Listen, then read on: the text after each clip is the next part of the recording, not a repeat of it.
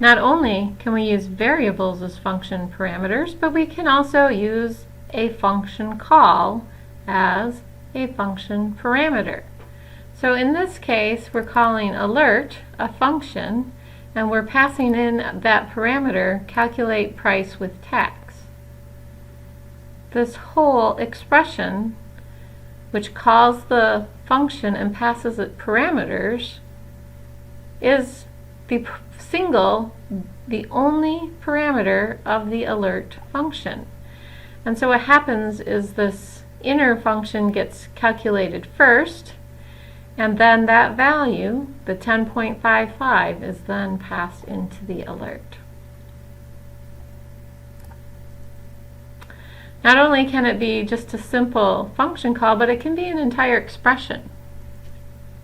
So here we have an expression of concatenating a string with the result of a function call converted to a string with 2 decimal places. So let's break that down. This expression, this whole thing, is one parameter. It's the one and only parameter for alert. Well, then we have to start looking at order of precedence here. Well, we have the function call in parentheses. They're the innermost parentheses, so that has to execute first. So if you called calculate price with tax on these numbers that we keep using, you would know you're going to get 10.55 out of that.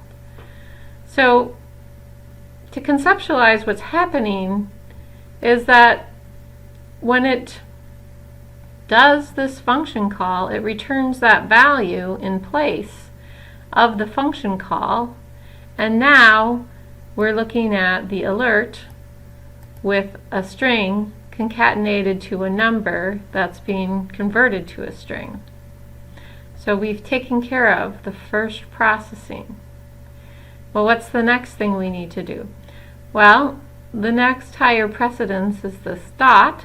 So we do the to fixed, and this changes to a string of 10.55. The to fixed call, I didn't mention it before, but it actually is also an explicit conversion. It's saying take a number and change it to a string representation with just 2 decimal places. So once that processing is done, we end up with 2 strings, and when we have 2 strings and a plus sign, that means they're concatenated. Those get concatenated, and then the alert is going to pop up that message. Now, the computer does this all under the covers, and you're not going to see each individual step occurring. You're just going to see the alert with the correct string pop up right away. But it's good to understand how it's processed so that when you write the code, you know what to expect.